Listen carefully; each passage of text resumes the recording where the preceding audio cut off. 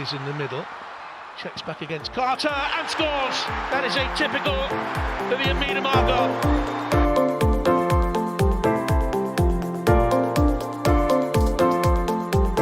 Quickly gets it back again. Oh, what a goal! Well, that sums up her season.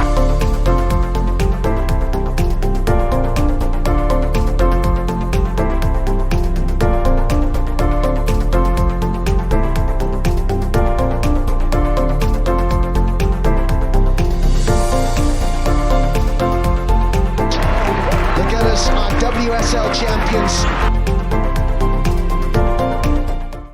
And welcome back to Vic Akers Wonderland. I'm already starting my style. Here we go. Not in the words of Fabrizio Romano, of course, but we are back, and it's another 3 points coming from behind. No faults of our own, unfortunately. But tonight I'm joined by Matt only. Adam again sends his apologies, but he's been caught up in other stuff. But yeah, Matt, how are you, Matt? I'm not too bad. Had a bit of an incident earlier with family, but all is well. And it made me a bit discombobulated, shall I say, earlier. I thought... Yeah, you had me running around. I'm thinking, I'm meant to be here an hour ago. I was like, what are you talking about? The timings were a bit off. Let's say I didn't realise it was 5 o'clock when I'd sent that message and thinking, oh, it's 6 o'clock. No. But we're here now, and now we're podcasting, so that's the main thing. Oh, absolutely. Clocks don't change until the 31st of October. Well, in the UK anyway, from what I'm aware of. Came from behind to make it 2 wins out of 2 in the WSL with a 5-1 victory away to West Ham on Friday night. I've got to say, after last year's 4-3, I was thoroughly disappointed with this game. It was like, hang on a minute, we're back to normal. West Ham are back again. I think we need to discuss the elephant in the room with Daphne von Domsla and her own goal. Goalkeepers Union, help me out here because I don't even know how to talk about this. I had no words. I still don't. This is a classic one. For goalkeepers, this is a classic one. You're going you're going for it. You go, you reach, you take a step back. She doesn't realise that the post is there, and she's basically hit it. The post throws it back and hits her arm into the back of the net. This is the second time that something like this has happened in Domsla for when Arsenal are concerned. The first one was the unfortunate FA Cup defeat against Liverpool, which I won't go into. It's just one of those where it's an oddity, and that's all I'm throwing it into. Although there was a bit of talk, wasn't there, about fantasy football and whether or not you should have your goalkeeper that you absolutely love. I don't actually have Daphne, thankfully. I've opted for 2 midfielders and a forward option this season. I've not touched any of the defenders, and I've not touched Daphne van Domsla. The price tag is too much for me. I haven't touched any Arsenal players. I never do. It's just from the only time. And I'm only a few points behind you now. I actually believe I am bottom of the league at the moment because of that is me. And everyone else is captaining Alessia Russo, and look how that's. Yeah, I made the mistake. Of not captaining Leslie, so I'm just behind you. So don't worry about that. I made that mistake. But anyway, less about fantasy football because I'm going to end up pulling my hair out because I am playing 3 lots this year and I've already stressed out. But let's get back to where we should be at, which is Frida Maanum tried her luck from distance. Then Mariona curled it high and wide, and following a 1-2 with Kate McKay, boom, 1-1. I mean, Frida's on fire at the moment, Matt. This is the type of football we used to see with Frida, and this is what I was calling for last year because she was that consistent player, but she wasn't really setting the world on fire. And that was the complaint. It was that if you can get Frida firing, then you've got a real additional point where teams are going to worry and go, right, okay, we've got Olivia Smith covered, we've got Alessia Russo covered, we've got, say, Caitlin Foord is playing, Caitlin Foord's covered, or Beth Mead, whoever. And then all of a sudden, Frida Maanum's popping up in the box and having a shot. And it's almost one of those that people do forget about. So if this is something healthy where Frida starts to find that form again, I'm all for it. And it is a good goal. I'm not taking anything away because it's actually a really good play all around. It's a good team. This is almost a traditional Arsenal goal in a way. Yeah, I mean, you've got Alessia Russo holding up the ball and then finding Beth Mead and then onto Frida Maanum who tucked into the bottom left. Beth Mead, I mean, we're not going to get the Beth Mead of the pre-ACL, but she's now 52 assists in the WSL. What else can we expect from her this season? With it being potentially the last season, dare I say it? Because her contract is up by the end of the summer. If it's her last season, I want her to get about at least 10 goals across the season. I think that's a doable for a player like Beth. It's a shame she didn't get that goal. Although she did try against London City Lionesses, she really did try. Just it wasn't happening for her. But I think this is one thing that she's probably learned a lot from, is that she is a lot more of an assist maker than she was a goal scorer 2-3 years ago now. She's still that fantastic player, and she's always that question mark is always in the defender's mind of what is she going to do? Is she going to cross it in? Is she going to play a nice little low ball across that Frida Maanum was able to do? She is the definition of a defender's worst nightmare. Oh, no, absolutely. I think West Ham are well and truly sick of the sight of Frida Maanum, especially in that 18-yard box, considering the wonderful double we got in pre-season 2 weeks ago. But I think for the first half, after that, I think it took us a while to get into our rhythm. It was like we were sort of probing West Ham to see which West Ham was going to turn up. Is it going to be the West Ham of 4-3, or is it going to be the West Ham of old? And I think we know the answer, right? Yeah, I think this is down to Rhian Skinner and the way that she it's just the way she sets her teams up. She just if you've got a very good quality, you're going to go and thrash a West Ham team 5 or 6-0 on your day.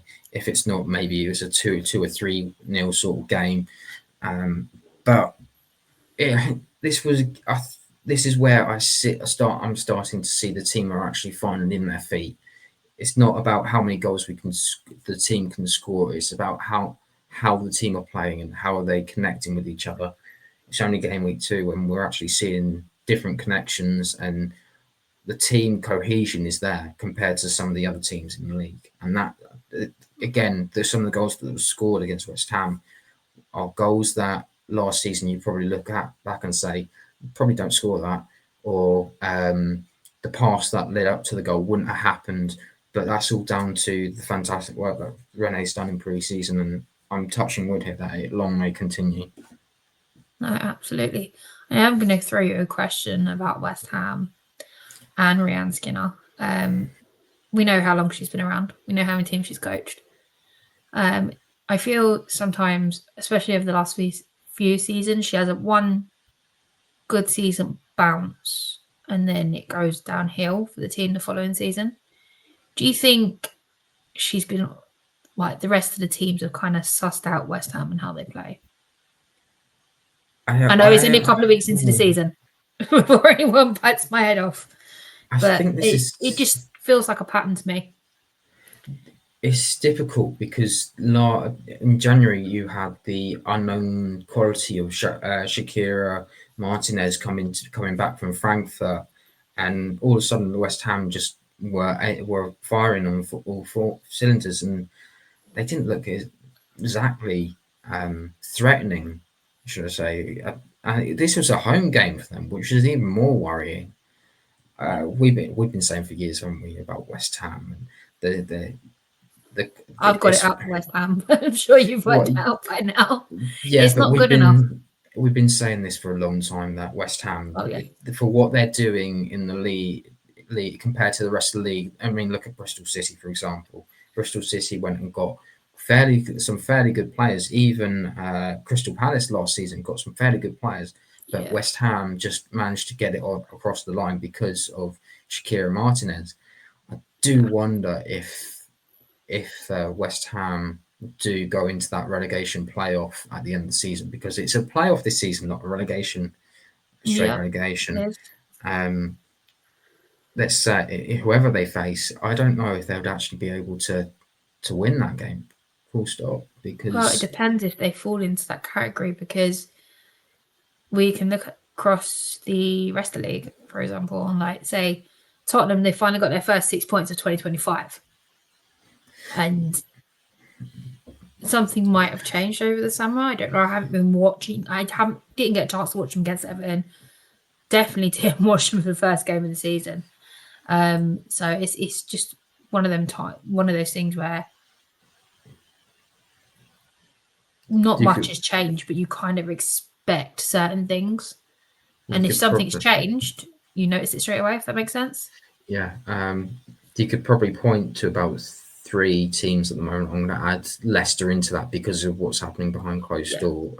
What's already out there at the moment is that they are relegation candidates. But again, playoff, who do you think would probably do the worst out of those 3? And instantly, Tottenham have Beth England and Martha Thomas, so they've still got some really good strikers. Yeah, Martha Thomas went missing last season, though. That is true. There is also, but Leicester, who have Leicester got? They've lost Ruby Mace now. Yes. So there's a key player for them. I don't really see anyone else that Leicester really have that's going to keep them up, unless it might come down to what happens between West Ham and Leicester in the January window. So, but that's a bit too far off at this moment in time.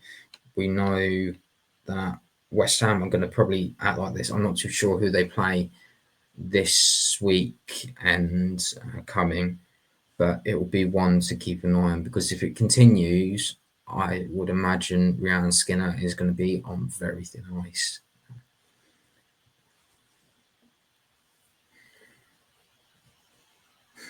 And I could imagine that they could very easily slip into a potentially a 3-team brawl towards the end of the season to avoid that relegation playoff spot. Sorry, I am coming down.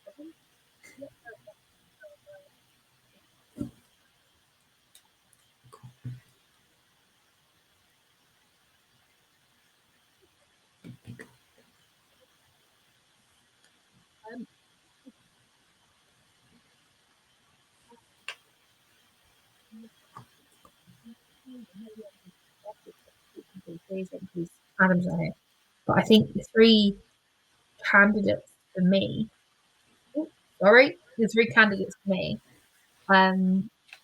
would be Leicester, it would be Tottenham, and West Ham.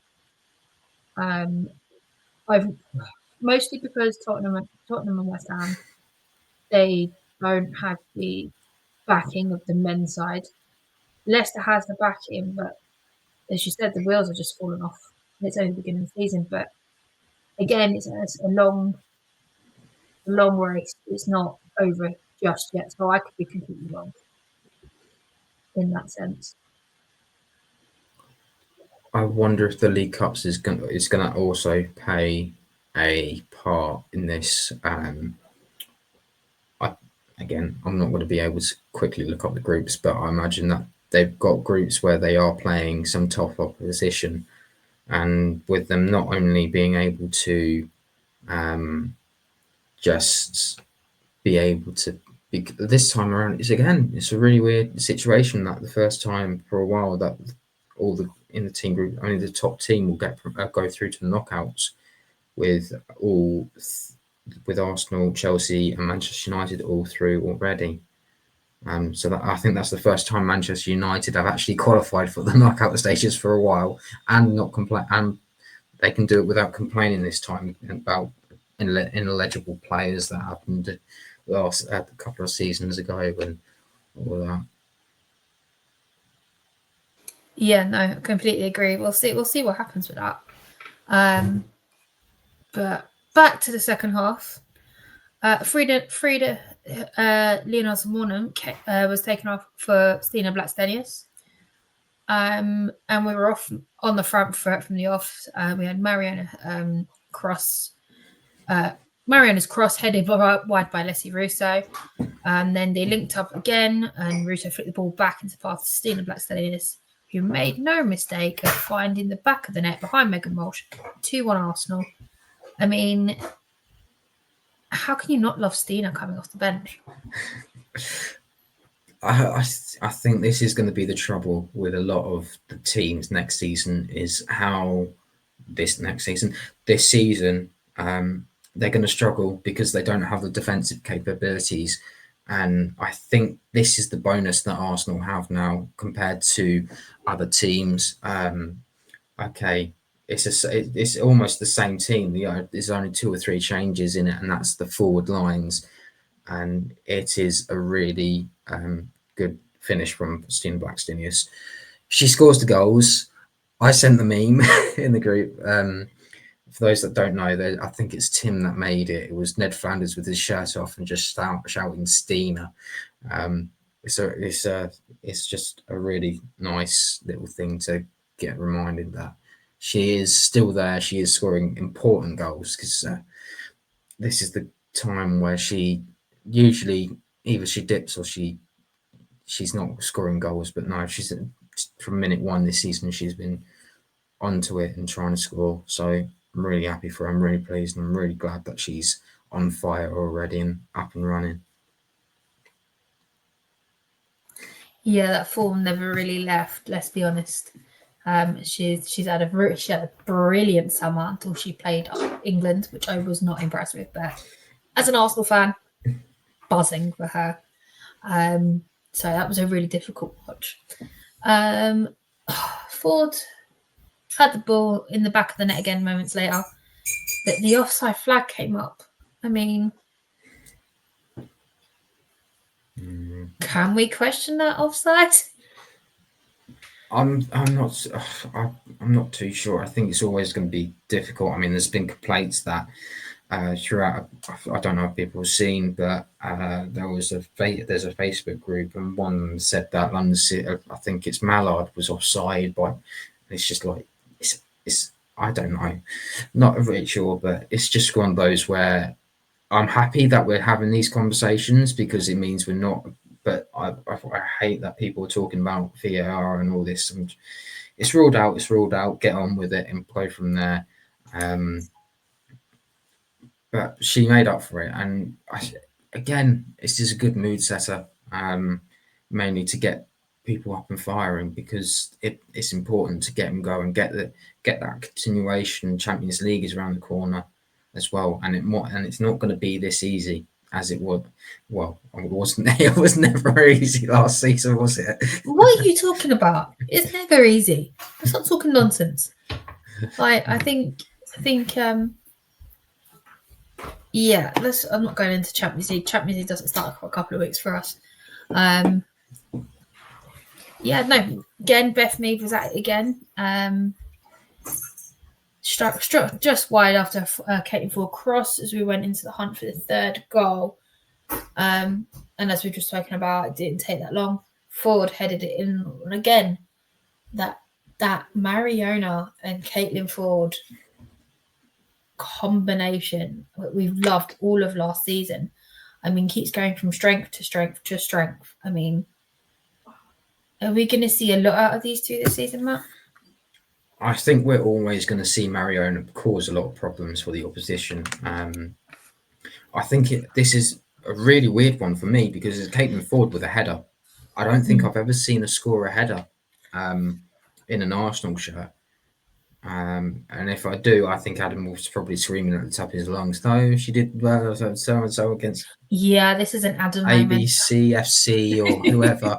Absolutely. Maybe it might have been against Rangers. I don't know. I can't remember. But either way, it's good. Again, different types of goals, different uses of players' attributes and skills. And it's actually really paying off at the moment. I'm really happy to see that it's not just the same sort of goals are being scored. It's not shots from outside the box. It's a bit of everything, and that's what you need across the season. If you look at, say, certain teams winning leagues, I would probably say certain teams only score certain type of goals. So that's how it's quite easy to defend against if you know how to prevent those sort of things. So for Mariona to just see a nice little chip into the box and put it into the 6-yard area, and Caitlin Foord's on the end of it, was great to see. And it's interesting that, because those are the sort of areas you want Stina and Alessia in, the taller of the players. But I would have been a bit worried if, say, Mana Uwabuchi was playing and she scored that type of header. For those that might know, I always talk about players defending, and if it's basically like me trying to defend against Adam, and if I'm winning headers against Adam, who's over 6 foot and I'm 5'5", there's something gone wrong. But yeah, it's a great header from Caitlin Foord, great from Mariona, and I think that's a combination that's probably surprised a lot of people as well. No, it had that, absolutely. I mean, I think Mariona coming into the team was the missing ingredient to see the best of Caitlin Foord. I think last season was one of the best seasons I've ever seen her play for Arsenal. Not just the odd purple patches throughout the season. So I can't wait to see what else that they come up with. Maybe even a winning trophy goal this season. You never know. Olivia Smith eventually came off the bench for Beth Mead with about half hour to go. Olivia Smith then went for goal from distance, and I didn't see why not after that goal at the Emirates. But unfortunately this time she was well off target. We then saw Vic Palova replace Mariona, Taylor Hines come on for Katie McCabe, and drum roll please, the return of Lotta Wubba-Moy in place of Steph Catley with a few minutes to go, as Steph looked very winded after charging into the advertisement boards around the pitch in Dagenham. How good was it to see Lotta back? It's really good, and again, we've got some players that needed the minutes, but there's players there that are yet to come back. Leah Williamson, for example, Leah Cordina as well. Mm-hmm. So I'm looking forward to seeing them back, because then once the team's at full strength, it's almost again, Renan goes back to headaches all around. And so do we. Yeah, trying to guess these lineups. It's great to see, because if we all have different opinions of how certain things, I think the only thing certain right now is Alessia Russo plays up top. Kim Little is in the midfield with Mariona, and Daphne von Domselaar is the goalkeeper at the moment. There's no other ones that are real starters anymore. I think people are going to. What about Emily Fox? What about Katie McCabe? There are times where they're going to be rotated for Taylor Hines, or Katie Reid's going to play there. And actually, that's another player that we should probably be talking about, Katie Reid, is because of how consistent she's been so far this season. It's big. It was a big start to the season for her. It didn't go to plan with that penalty, but it doesn't help. It might not have gone to plan, but she's not going to learn her trade if you don't put her in these situations. No. I've seen so many people get so angry at her, and I'm like, it's her first start in the WSL. She's not going to learn her trade if you don't give her that opportunity. And for her, I think at the moment it's kind of a blessing with Leah out because she's the first choice, and she gets to kind of show us what she's got in the locker, and also have that learning curve at the same time, which is quite cool. And if she's going to be the player that's going to be the versatile that can play basically across anywhere across that back four, back whatever they're deciding in the future, that's going to be a huge plus. I'm looking for. I really hope this is going to be. I hope it continues because the worst thing could happen right now is. I'm not going to say it, but people will probably be thinking it. But if the worst things happen are possible, it sets them back development. Don't say it. I'm not saying it. I'm not saying it. Don't say it. I know exactly. I'm not saying it, but people can it. think it. It is one of those things you need consistency. I'll go back to when I was talking about Leah Harbour on Important Thorns. She hadn't had any minutes, and she's been there 2 months. So it's a bit of a worry, really. What's the point of sending her all the way to the US if she's not getting game time? Oh, no, absolutely. I agree with that one. The result was completely secured, beyond doubt, but by 90 minutes.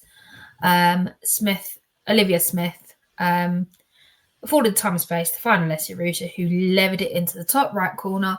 She's got her goal, especially after the Emirates game. The ball was just bouncing off her. She just could not get it in the back of the net, but she's back up and running. New contract. Alessia Russo. What's good to see is that there used to be an issue with players, and as soon as they signed a new contract, they lost that form.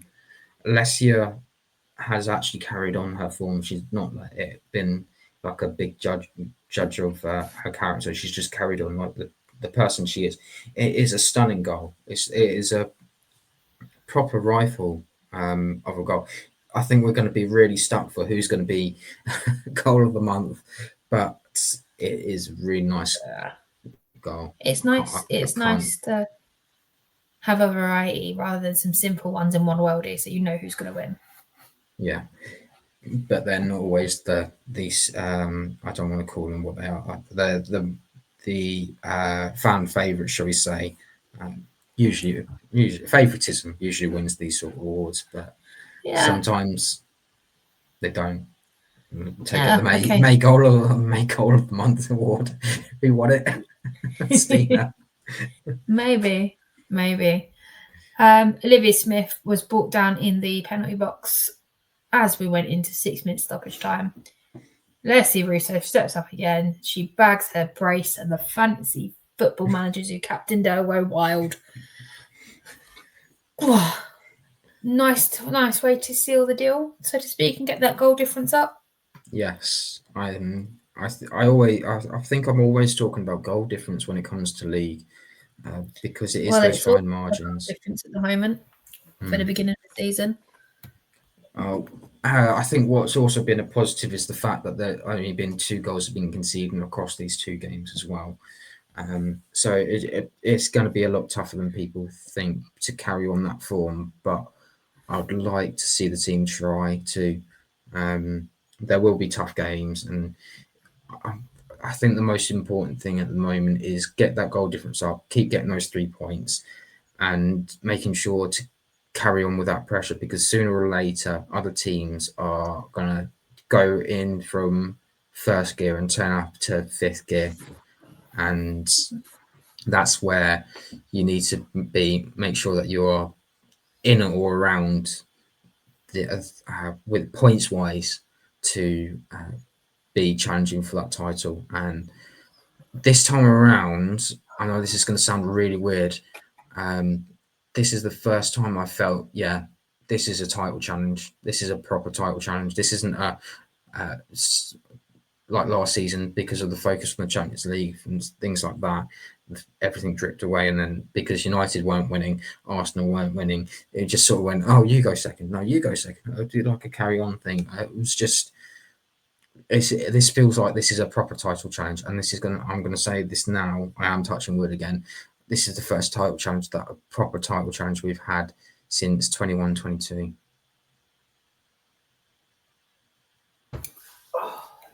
I don't want to say it as a title challenge just yet. We're 2 games in. You've got 7 goals, 6 points. Second in the table because of goal difference. Got more goals than Chelsea. I'm happy at this point. When would you say the title challenge is on?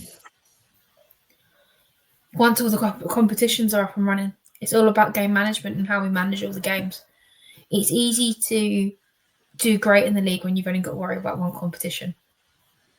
But once you've got the cups up and running, the Champions League up and running, it's going to be about how Rene manages everything and how the team manage their minutes and the performances. We could play the worst football in the world. As long as we win, I couldn't really give them one case, to be honest with you. Win ugly, win pretty, does not matter to me. 3 points is 3 points at the end of the day. Or a knockout round is a knockout round, etc., etc. But I'd wait until the competitions are up and running, if I'm honest, Matt. I'm just trying to find those dates. So the league phase starts on the 7th to the 8th of October. So that's the sort of timeline that you're looking at, essentially by this time next month. But for me, at this moment in time, it looks good and it feels good. It's not like I'm going from the transfer window to go, yeah, that was a really good transfer window. I don't think anything was left short. I don't think anything was left undone. The players have gone out on loan that needs to go out and get minutes. And it genuinely feels like everything has been really positive from the club. Even the players that have left, they've had their reasons for leaving. Amanda Ilestedt, Lena Hurtig, for example. Okay, the big heavy one that is going to be the one that punched the gut quite a lot is the Leo Valsi one. But you know what? I have a feeling that Arsenal are going to end up playing Juventus in the Champions League. So it won't just be a goodbye. It might be a hello again fairly soon. Sounds like another trip to Italy to me. Sounds like another trip. I can do that. I did it for less than 200 quid. It's all right for some, isn't it? Unfortunately, absolutely. I work in a school, so I can't get it off. Absolutely. I save up all my annual leave days in November at that time to do at least one away Champions League game. And if it's going to be the Juventus again, so be it. I know exactly where I'm going and I know where I'm going to stay. If you do have the chance to go to a Champions League away game, I do recommend it because I know we lost the game against Bayern Munich, but I just loved it out there. I just really loved it. Yeah, and Munich's beautiful. I've been to Munich so many times, especially with the lads. And if you're an Arsenal fan, you follow both. You remember the results. First time it happened, I flew home that night. I was meant to be there for a week. Second time, didn't hurt so much. Those days are gone. Beer halls don't also help as well, but that's only if you drink. But this way, the beer glasses are bigger than my head, so my eyes popped out my head when I first saw one of them. But yeah, we're going off track now. Yeah, very, very off track. But we travel just past just outside. No, not quite past Anfield. Just outside. Past Anfield. Oh, I don't know. Do you know what? Anything north of Watford? Over my head. This is past Anfield, not quite Salford. And just outside of Manchester. We're off to Lee Sports Village. Yeah, it's the bane of my existence. The place that you can't get to unless you've got a car, which is ridiculous. Oh yeah. We're back on Sunday, 21st September against Man United. Man United just outside Manchester in Lee Sports Village. Kickoff is 10:03, which is interesting because the lads kick off at 4:30 that day. So Sky are going to have their hands forward. We're all on Sky. Let me just double check. Oh, and guess what? No, we're not. We're not on Sky. Or is it BBC? We are not on Sky. We're the only two teams that are not on Sky. Ooh, So that's BBC going to it be is. interesting. I will be streaming that in the Emirates because there's now decent signal when you sit upstairs. So that will be me for the closing minutes of the women's game, I think, if I can get signal running.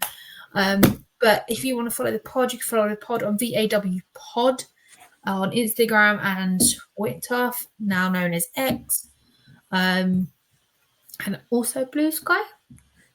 Yes, Yeah. we are on Blue Sky. You can find me on Instagram at Lottie_AWFC.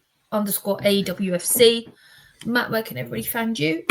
You can find me on Twitter at MattLR28. You can also follow me on Substack, where I am trying to get back into writing. I owe about 15 articles that I have to start writing. So I'll probably be busy tonight. As we're recording, this is Monday. So, a lot of backlogging on transfers and things like that I've got to do. So I'm going to be very busy over the next couple of days. And hopefully you can tune in to what I'm reading, and if you enjoy women's football, I'm not just covering Arsenal women, so I'm just looking forward to getting back into it, and I can really enjoy what we're doing at the moment. But we can also find Adam, before we forget, because somewhere in the background he's shouting, "Don't forget me," at Adam Salter 4. The Arsenal Women Archive is AW Archive on Twitter. I believe it's also on Blue Sky as well. I'm thinking that I'm missing something from Adam, and he'll probably pop in to say, "No, you haven't." Well, yes, I have. No, I'll tell you what, we'll let you know if Adam catches up with us. But we will be back again next Monday. Due to work commitments, we're only podding once a week temporarily, but we will see you after Man United. Come on, you Gunners.